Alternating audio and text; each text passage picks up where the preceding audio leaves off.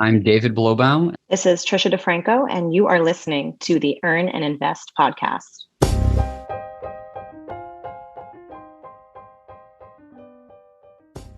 COVID ruined many things. Small businesses struggled to pivot in the face of lockdowns. If you were in the business of serving people in person, every month of the pandemic was a struggle. To say that the opening up of society was a godsend to entrepreneurs would be an understatement. But then a new and unexpected problem arose.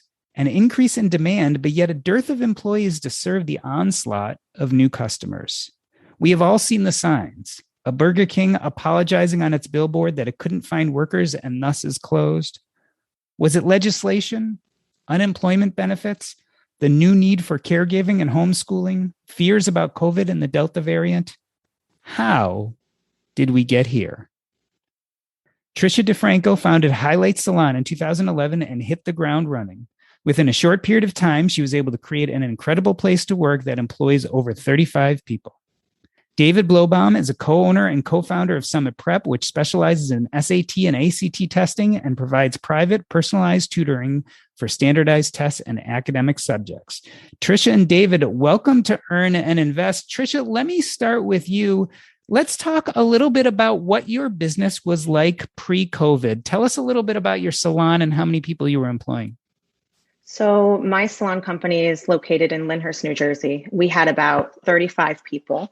And we were just rocking and we were growing so quickly and life was really beautiful and really good. And we were profitable and very happy and it was easy to find people to work. And tell us what it felt like when the pandemic hit. Did you have to close immediately? Yes, we closed, I would say in March when everyone shut down. And then we formed a coalition to reopen. We opened June 22nd. So we were closed for a few months. And fortunately for me, all of my employees came back, but a few months later, I had 7 people walk out on me. That was definitely a challenge for my company. We lost 30% of our business. And I believe it was because of COVID. The environment, they just didn't feel comfortable in a larger environment anymore. They wanted to be in a smaller environment. And so they all left me right before I went on maternity leave. So that was definitely a challenge for us. And now hiring has been very interesting. You have to get super crafty in order to find employees.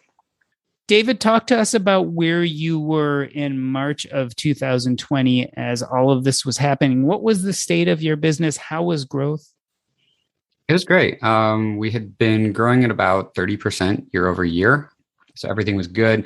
We were lucky in the sense that we've always had an online component to our tutoring. So 70% was in person before, 30% online. So that was really a godsend for us. Tricia, you mentioned that after being closed for another number of months, as you opened up, you actually lost 7 employees. You're in the interesting situation too, where you mostly employ women. Is that correct? Yep, mostly women. I had one male, but he left. So we mostly had women and economically speaking, women are struggling the most to find employment and keep employment with their children at home. And a lot of them are the primary caregiver for them. So it's been a challenge for a lot of women as well.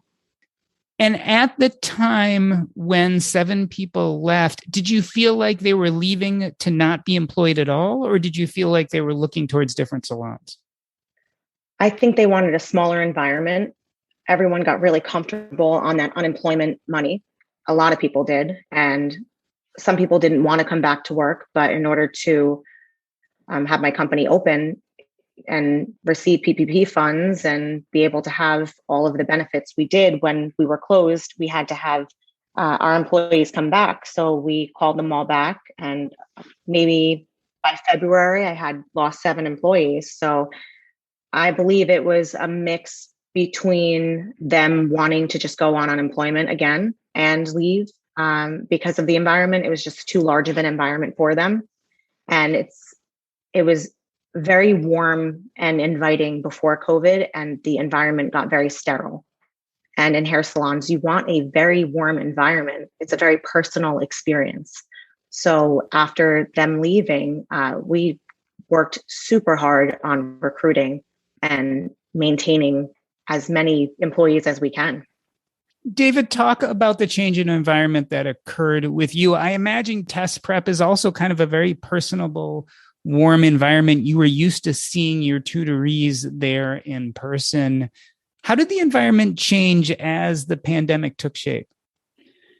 Yeah, that's a really good point. So even though we were able to continue our business and basically just flip a switch and everyone was online, that's a great point about the environment, because just like Tricia said, in her business, it went from being warm and, at least you get to see each other in the hallways. And we had a weekly team meeting where, we'd all joke around and have fun. And then it just becomes completely sterile, where you see each other once a week on a team meeting where half the people have their video turned off. Nobody's joking around. Nobody's interacting. Just the whole culture of the company changed, and not for the better. Tricia, let's talk about that a little bit. As the culture of your company was changing, the warmth wasn't there. How was demand? I mean, were people wanting more than ever to come in the salon? The demand was so high. We had a waiting list of over 1,000 people to get in. It was insanity. To get everyone in, we had to give out client information to each of the stylists because we couldn't hire more front desk that wasn't trained in order to accommodate these people. So the people that left had all of their client information as well. So we actually shot ourselves in the foot by doing that to try to alleviate some of the stress on the management on the back end. Tricia, tell me about the range of emotions. As I'm listening to both you and David, I'm hearing this story of these beautiful growing businesses, this entrepreneurship stopped in its tracks. And then the frustration you must have felt knowing that you had more need and demand than ever, but not being able to fulfill it. We had to go ahead and start hiring people through Zoom and never even meeting them, not even knowing who they are and not knowing their skill set, but praying that their Instagram and their portfolio proved them worthy. And they did. I hired 2 people through Zoom and they're still with me today. So just really looking for alternative ways. Emotionally, it was draining. I can't even tell you how stressful it was. I can only imagine people who aren't super skilled when it comes to recruitment and their businesses and having the knowledge that David and I do with our companies. And I do consulting as well. So I know how business in my industry works. To not have that knowledge, I can't imagine how shattering it must be for all of these small women-owned small salons. David, talk about demand for you. What happened to demand as the world started opening up again? Did it pick up? So interestingly enough, during the pandemic, we actually had greater demand than I think we otherwise would have, because very unfortunately, students were massively struggling with online schooling. So, teachers would put it in a very difficult position of they don't even know how to work Zoom a lot of times. And then they're in charge of teaching students virtually.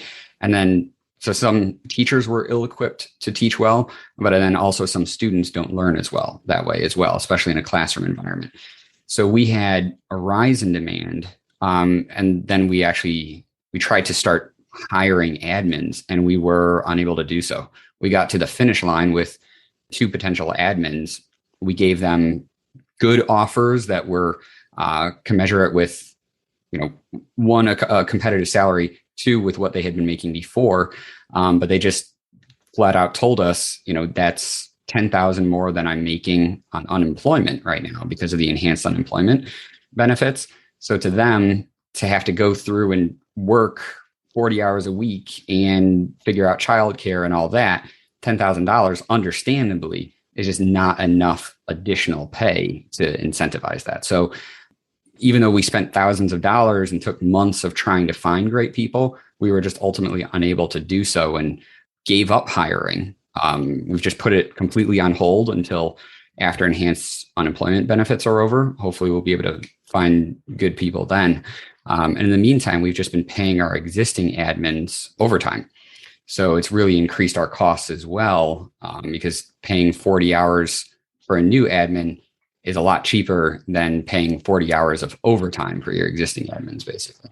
David, tell me about the frustration. I mean, again, here you are, just like Tricia, you're building this booming business, demand is there, and yet you can't get people to do the work. I guess it's frustrating. Sort of to piggyback off of what Tricia said, I think we both feel, as difficult as it's been, we feel sympathy for the people who are not necessarily as fortunate as we are to have been as established in business for as long as we have. If this had happened in maybe my first 3 years of business, I wouldn't have a business anymore. Guaranteed. We had very low margins. We were just scraping by. We would completely be wiped out. I'm lucky that I've had the business for 8 years, and for 8 years, we've been putting away money for a nice safety net. So even though our demand was good, our expenses shot up massively. So what did we do? We just, started using some of that safety net money until just a couple different things happened where some of our expenses went down. And now we've actually been able to replenish that safety net a little bit. But on the whole, I just feel worse for people who had to close their doors permanently, basically. So, Tricia, as David is talking, I see you shaking your head as he talks about how lucky he was to be an established business. You must have felt kind of some of the same, both being upset at watching things get more complicated and yet knowing that you had built a strong business from 2011 and you had established yourself enough to continue having these customers and maybe have some cash flow even in these hard times. I've witnessed so many salons close, and it's heartbreaking. Some of them had just opened right before the pandemic. There was no way they were sustainable. And a lot of the landlords were not being very forgiving because they don't have a pandemic clause. No one did. And it's heartbreaking to watch these women throw their lives into this business and think it's going to be something. And then it becomes nothing and it's gone in the blink of an eye. I've seen a ton of salons for sale online, but they don't have any traffic. So what are you really buying? So I'm just very fortunate that I worked so hard, and I didn't know I was working so hard to survive a pandemic, but I'm grateful that I put everything away to kind of have a safety net, as David said. I'm very grateful. Tricia, if you had been able to recruit more people more quickly, would it have solved a lot of these problems? If I could have hired 10 more stylists, I could have had them all booked. I could not find any more. I could have accommodated 10 or probably 15 full-time stylists. A lot of people moved out. We're outside of the city, but there was influx from in the city. Everyone moved out of the city or was working from home. So our hours had to change a little bit. We had so many people. New guest traffic was at an all-time high. I wasn't able to accommodate all of these guests. We couldn't fit anybody for at least 6 weeks. We had not one opening. People were waiting 6 weeks from when we opened to have an appointment. And most of the services were larger services. So our average ticket increased astronomically by 30 to 50% on average, because women who would get their hair colored, they would have longer routes. They went longer in between the service. So the color costs were a lot higher. One thing, Tricia, I noticed is as I was looking at your website for Highlight Salon, I went into your career area and I noticed you offer a lot of benefits. I mean, you offer health, you offer dental, you offer a 401k match. Did you feel like you had to bulk that up in the wake of the post-pandemic and the legislation that supported unemployment? I didn't, because I already had it existing. Maybe about a year prior, I lost 2 employees to a salon that offered all of those benefits. And I said, if I don't do something faster and be better than the next person, I'm going to lose people for no reason. So I bulked it up back then, and we just budgeted for it, and we were successful, and people were very happy with the offerings. But, the industry that I'm in, everyone's really young, so they're not thinking 401k. They're thinking cash in their pockets now. So we increased the minimum guarantee in our salon company to 15 about 2 or 3 years ago to drive new employees to our company. And we're proud to say we're one of the highest paying salons in the area. David, I noticed, especially with the fast food restaurants on their billboards as I was driving to Colorado, many of their billboards was saying, paying $15 an hour, paying $20 an hour. Did you change either your benefits or your salary, figuring, okay, that's just going to solve the problem and we'll move forward? So we increased pay primarily as a retention tool, though. So we increased pay by 6% because inflation's been like 5-6%. So we're like, we need to pay our people just that as a raise just to keep their real wages from dropping.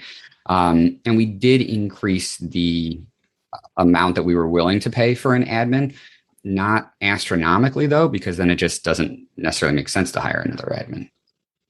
But in benefits, we've always had benefits and such, so we didn't need to change that at all, luckily.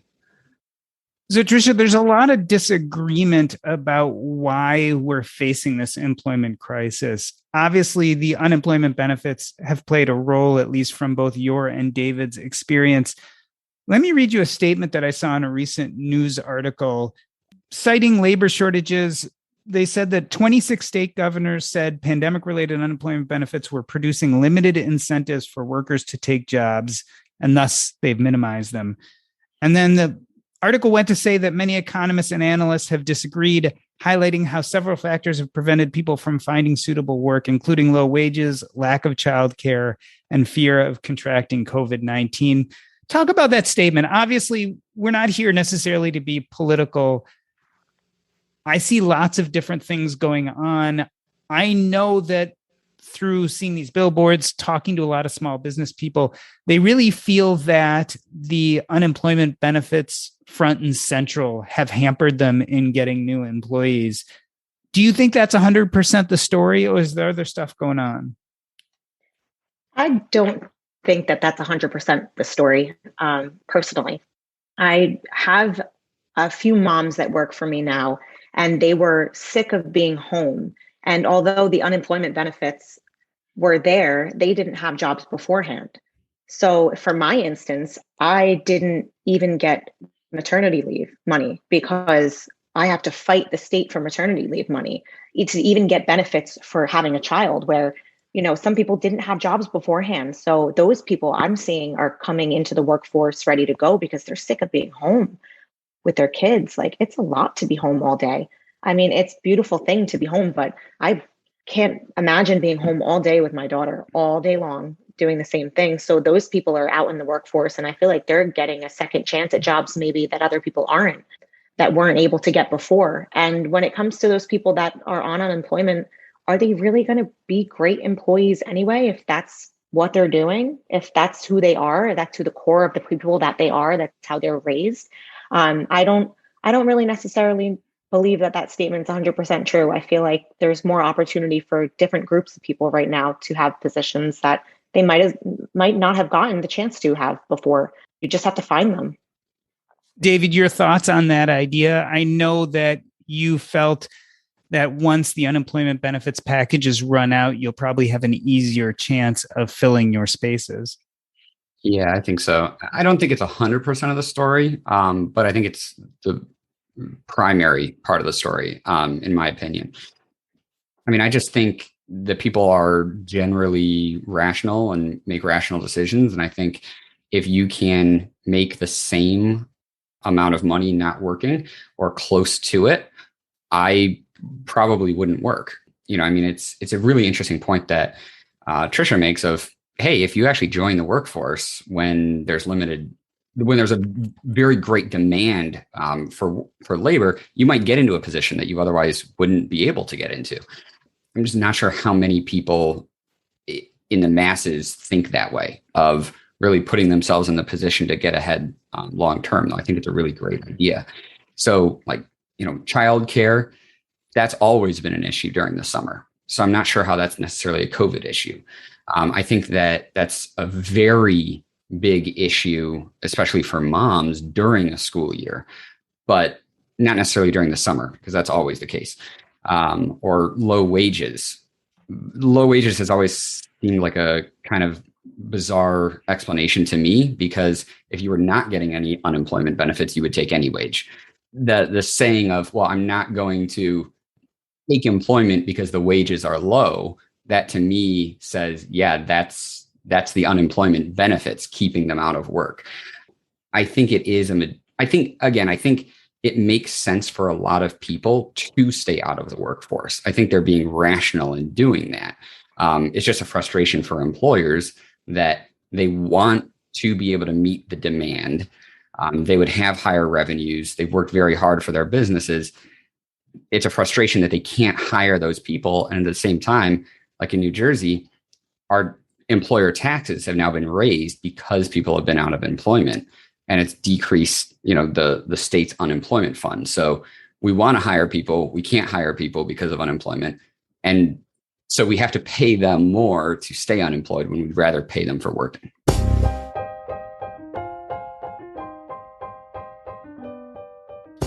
We're talking to Tricia DiFranco, founder of Highlight Salon, and David Blobaum, co-owner and founder of Summit Prep. We're going to take a short break. I'm Doc G, and this is Earn and Invest.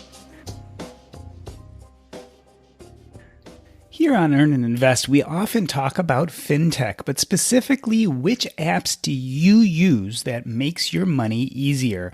Well, I like to send people to Unify Money. Unify Money covers the whole gamut of our financial needs, including savings with high-yield savings accounts, spending, including credit cards, as well as investing. A core part of our long-term financial security and resilience is building an investment portfolio. The earlier we start, the better, and the less we lose in fees, the more money we'll make in the long run. Unify Money helps you create a personalized investment portfolio effortlessly and gives you the option to trade actively across both traditional equities as well as stocks, funds, alternative assets, cryptocurrencies, gold, silver, coins, and bars, you name it. They even have fractional investments in precious metals. Everything you can think of, you can find it at Unify Money. Check them out. Go to earnandinvest.com/unify. That's earnandinvest.com/UNIFI. Let me reintroduce you. We're talking to Tricia DiFranco, founder of Highlight Salon, as well as David Blobaum, co-owner and co-founder of Summit Prep. So Tricia, I probably should have jumped in with this question earlier, but when you mentioned that 7 people walked out, did they then try and get unemployment, or how did that work with unemployment? So the salon that they were leaving to, I had my 2 top earners who had been with me for 10 years open a new salon, and people that they were training at my company, they had taken. So they weren't open till the end of February. They left beginning of February. And as soon as they left, I said, you know what, maybe I should put a non-compete in place, because I just have a feeling my business is going to just walk. And I'm glad I did, because they opened at the end of February. At the end of February, they opened, and I had people signing non-competes. And if they wouldn't sign, that they would have to leave. And the ones that didn't sign left and walked over there. And if I would have waited, then they would have taken more business and they would have gotten more client data and more information. They all applied for unemployment, even though they wouldn't sign the non-compete. And we're in a battle with a couple of them over the non-compete. And in New Jersey, it's kind of wishy-washy. There hasn't been legislation on that yet for non-competes. Most of them got denied for the unemployment, but we're still ongoing with a few of them. I just couldn't believe they had the opportunity to stay and work, but they decided that they were going to leave because unemployment, they would get more in the interim from when they were already established at another job. So the timing was it was definitely interesting for me as a salon owner. I had a similar experience of someone applying when they shouldn't have been benefiting from it. I had an employee, she actually left in January of 2020 of her own accord, luckily resigned by email. So we had a record of it. After she had left, I said, hey, in case you'd like to do any tutoring here or there, it would be for academic. So it's, not something we trained you on, but you brought your own skills to it, be on your own time from your home. So she classified as an independent contractor. Turns out she did 6 hours as an independent contractor, who will become important later. So she resigned. She'd been unemployed. Once the pandemic enhanced unemployment benefits hit, then 3 months later, she applied for those unemployment benefits.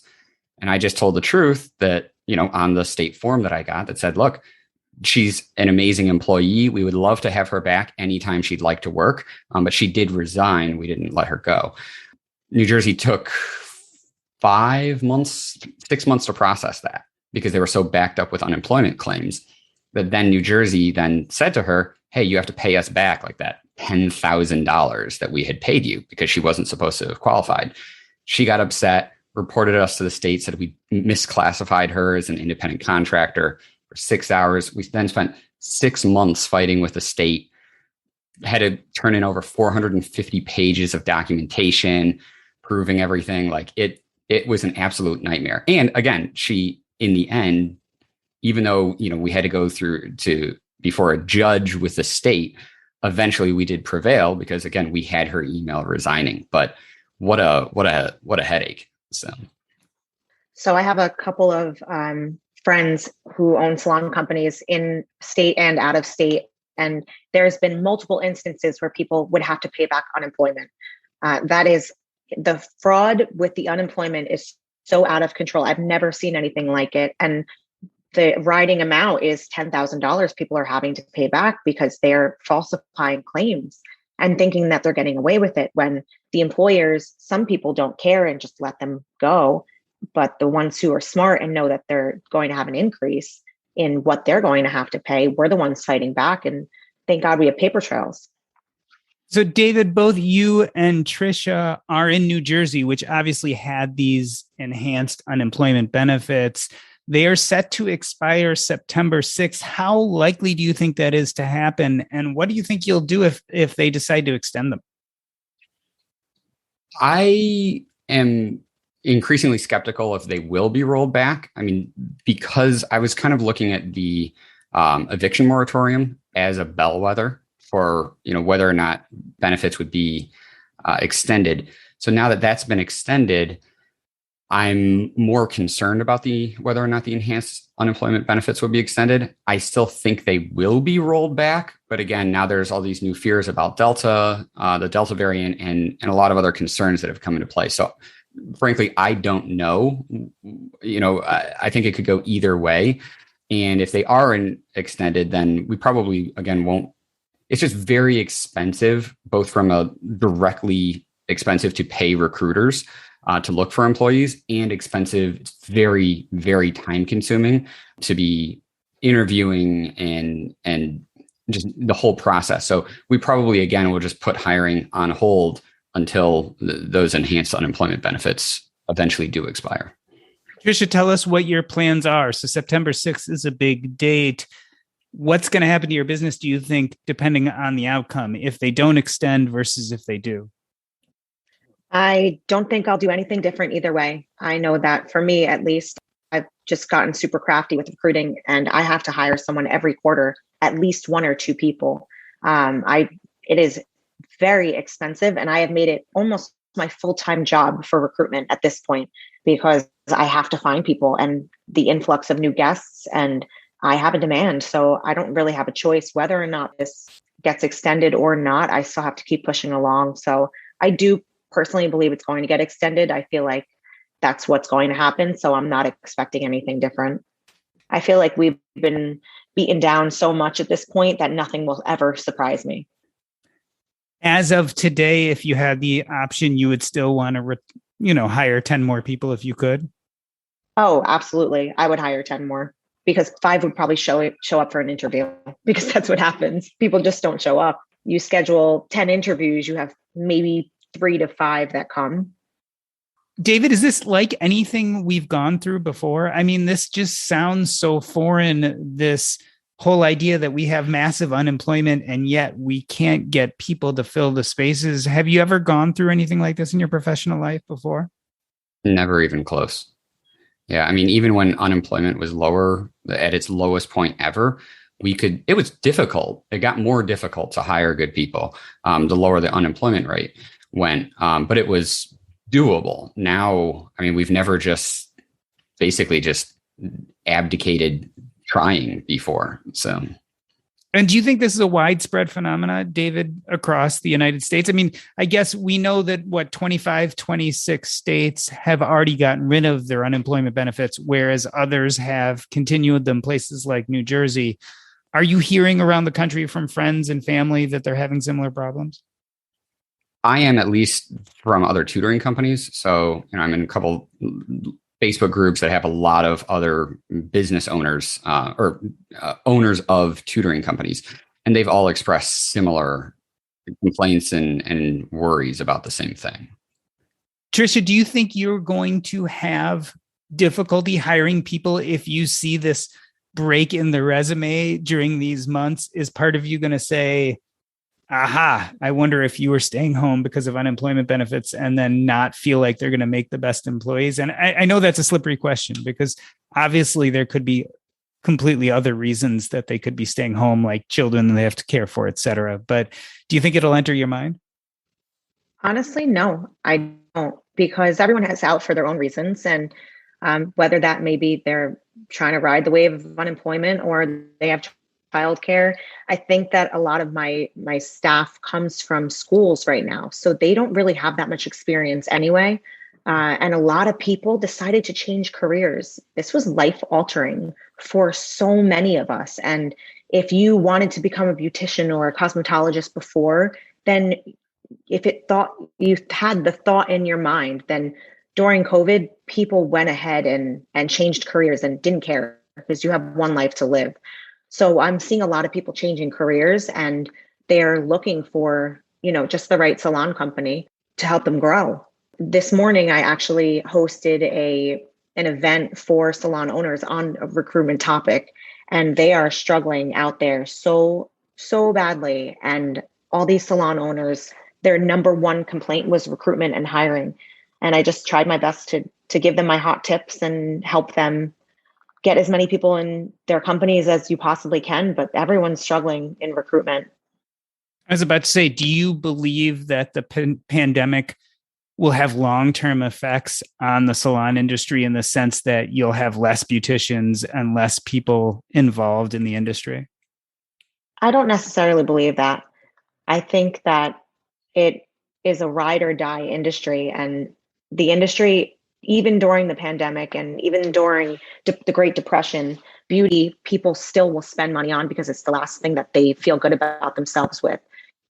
They may come less often, but I do believe that the industry still is doing great. And although there's a lot of salon owners that are newer and struggling out there, I'm just happy to help anybody that needs help. So if there's anybody out there that needs anything, let me know. I'm happy to help you guys. David, what do you think the overall message is based on what you guys have gone through? I mean, both of you have struggled finding employees. On the other hand, it seems like your businesses are also thriving. What do you think this says about the whole unemployment fiasco? I think that we're somewhat of an anomaly as far as small businesses go. If our experience is representative of most small businesses, I don't think we really need to change that much, because, we'll weather the storm. And I think, as Tricia has expressed, I think things will largely go back to normal as far as business and growth and things like that. But if our experience is, although temporarily difficult, that can be frustrating, but we can weather the storm. But if our experience is not representative of what most small businesses are experiencing, which I think it probably is not, then I think more can, and I would say should be done to help those business owners. Like, I can only speak from New Jersey, but New Jersey, it had a $10.1 billion budget surplus. They didn't expect that. It got, over $6 billion from the federal government. And then they took out an emergency $10 billion loan. So $26 billion. The deficit, the unemployment deficit, which again, the businesses in New Jersey, at least, they didn't want to shut down. They didn't want to lay anyone off. We were forced to shut down, and a lot of people were forced to lay people off. They want to hire those people back, so they're not the ones, I don't think they're the ones to be blamed for the budget deficit. But again, that's COVID we have to blame, I think. So that's all to say, there's been a $250 million budget deficit from unemployment. The state has gotten an extra $26 billion. That's less than the deficit is less than 1% of the extra money. And still the administration has said, no, we're not going to give you any of that money. We're going to just increase your employer taxes. And that's really a hidden cost that employees and the general public really aren't seeing, because when they get their paycheck, let's say you're paying them $100, they still get that $100 minus their regular taxes. What they don't see is that the administration in New Jersey is potentially increasing the employer taxes by 1%, 2% on any amount paid to employees. So what's happening is the cost of employing an employee is, rising dramatically, both from you have to pay more to the employee because labor costs are rising. You also have to pay more to the government just to employ those people. And at the same time, with inflation and supplies increasing in costs and demand still being diminished, business owners are just getting squeezed from all sides. Again, we can weather the storm. I feel unbelievably fortunate. I'm so thankful for all of our amazing clients and all of our amazing team, but I really feel for those other business owners. You should talk about that a little bit. I mean, you mentioned PPP loans earlier. We've seen that there has been an increase in unemployment benefits for the employee. Do you think there's been a commensurate support of small businesses? I think that as long as you were educated on what you needed to do and how you ran your books, if you ran your books properly and you weren't a cash business, you were able to survive. But those people that didn't pay their taxes and didn't put people on the books, and people that did things illegally and the improper way to do them, they're the ones that shut down and they're the ones that were struggling. If you had all your ducks in a row, then we had substantial loans and they're forgivable. Well, I'm hoping they're going to be forgiven, all of them. One can only hope that will all work in our benefit, but they gave out tons of money. And although the money has definitely, it was a nice Band-Aid, but it was a Band-Aid on a bullet hole. I do think that it was hush money in some way. It was money that we're just going to end up paying back eventually. Just like David was saying, that 2% increase every year, it's going to be something else. And that money is eventually, it was forgiven, sure, but is it really forgiven, or is it just long-term debt for us as business owners? David, speak to that. Did you take any type of assistance at the beginning of the pandemic? Yes, we did take a PPP loan, which was more than anything else that really, really helped us at the time assuage any fears. Given the language in the PPP loan, you could take it out if you were concerned about if the pandemic was going to make you concerned about your financial future. So we're lucky in the wording, and we're very lucky that we were able to get it. We didn't ultimately end up needing it. Ironically, in 2020, we actually then started needing it more in 2021 once our expenses were going up and everything else. So on the whole, we are, to Tricia's point, I like her analogy of, it's a Band-Aid on a bullet wound. In the long run, so far, we're still out significantly more money than the PPP loan gave us. But I'm very, very grateful for that PPP loan. And it was certainly a help.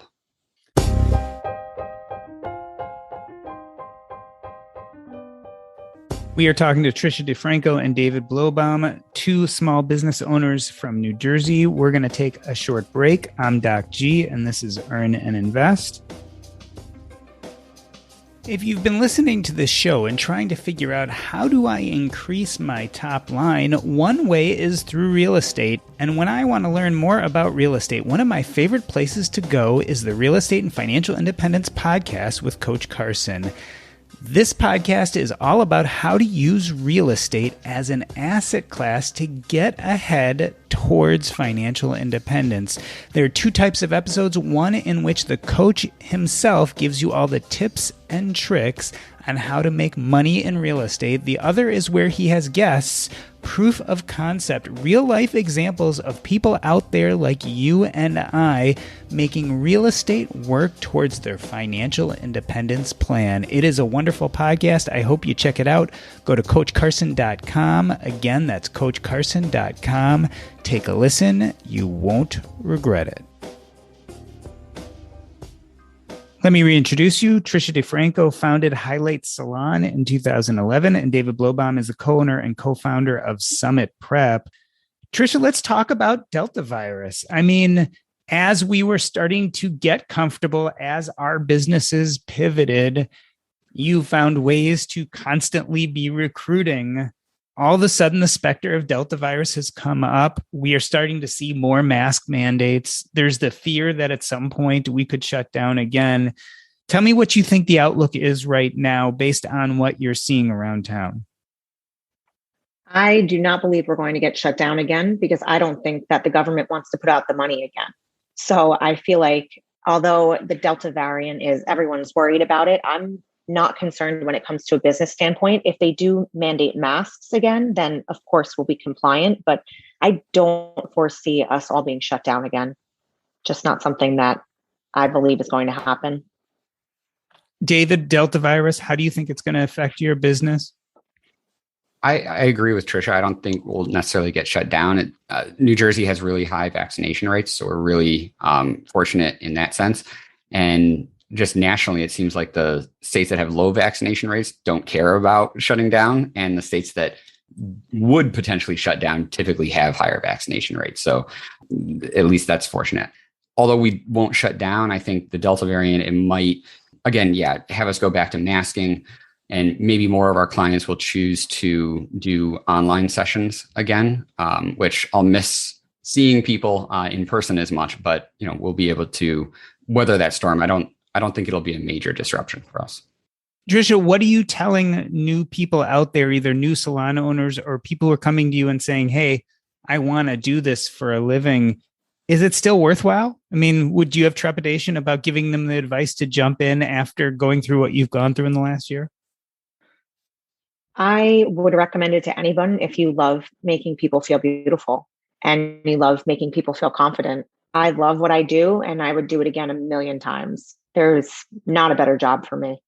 So when it comes to that, being able to help women is just like the most beautiful thing you can do. And I get emotional because anyone that didn't want to be in the industry or couldn't or had any trepidation, maybe wanting to do it, just know that this industry is so beautiful. And although they have stripped us for so many things, we're still in there, and the hairdressers are still out there making people feel so amazing and so beautiful, and being able to see smiles on people's faces again. There's just nothing like that. And if you choose to wear a mask, then wear a mask. If you feel more comfortable when it comes to the mask mandate, if we should be required to have a mask, we'll do it. But for most of the people that enter my salon company, they're not even wearing them. They feel comfortable. The dividers are down. It's starting to feel normal again. And that is such a beautiful place to be for us who enjoy seeing satisfaction and happiness on people's faces when you make them feel so gorgeous, and to take that from us, that's just, it was so terrible to go through it and so traumatizing for so many. So I don't think it's hindering anyone from wanting to be in the industry.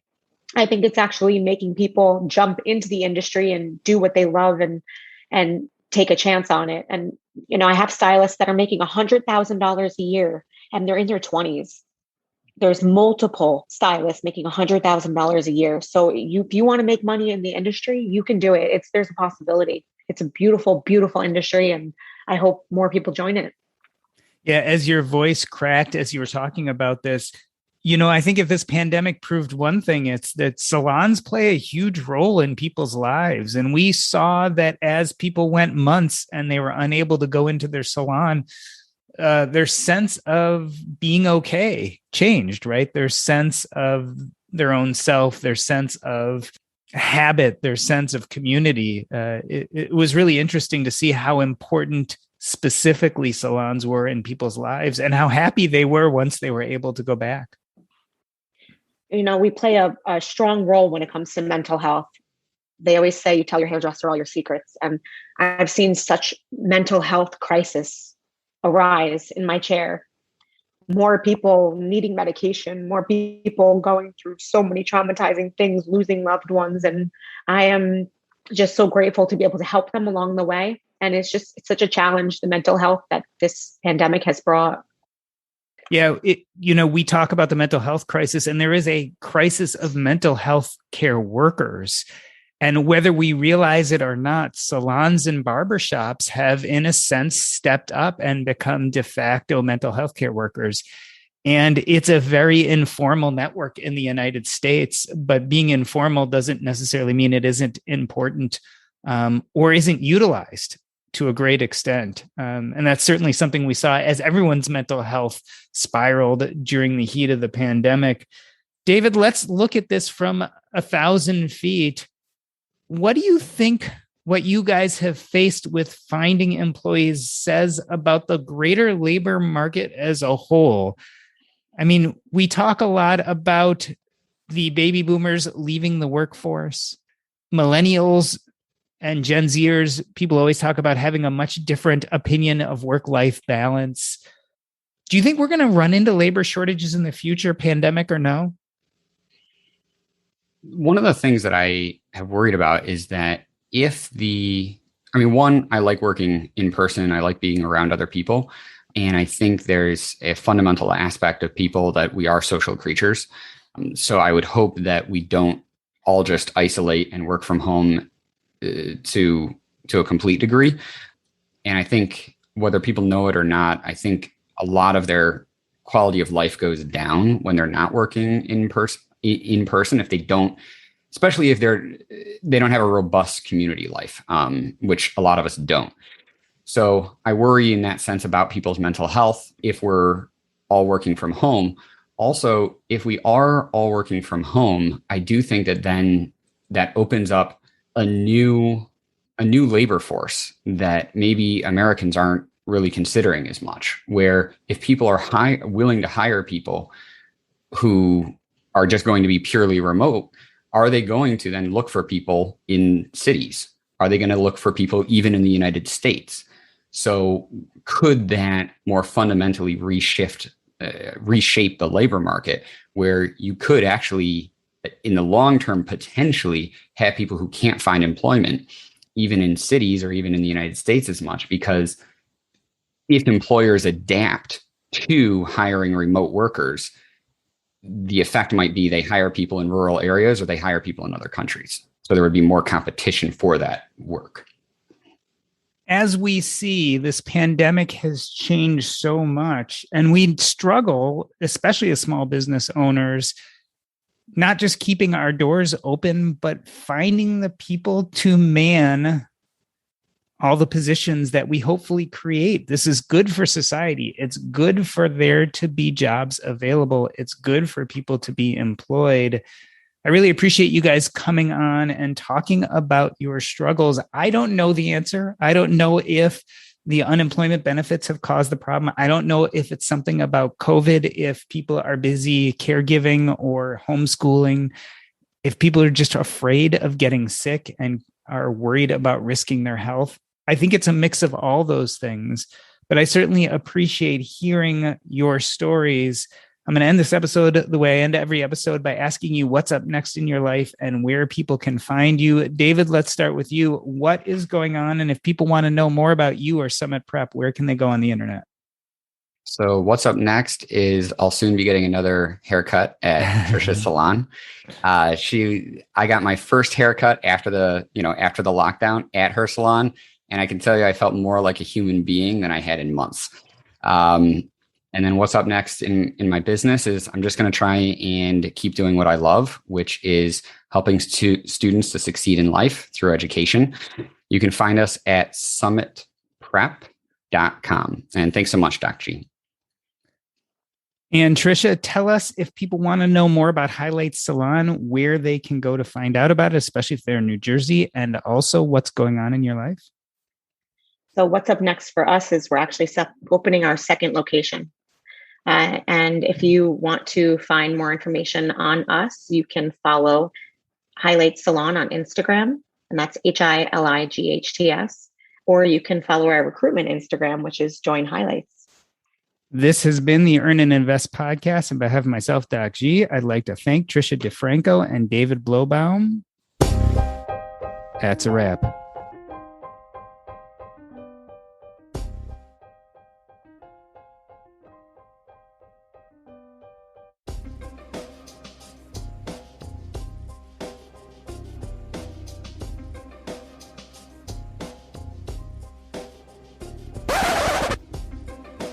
Tricia just stepped away for a second. Awesome. Well, thank you for doing that. That was really cool. I enjoyed the conversation. I know I put you guys a little bit on the spot.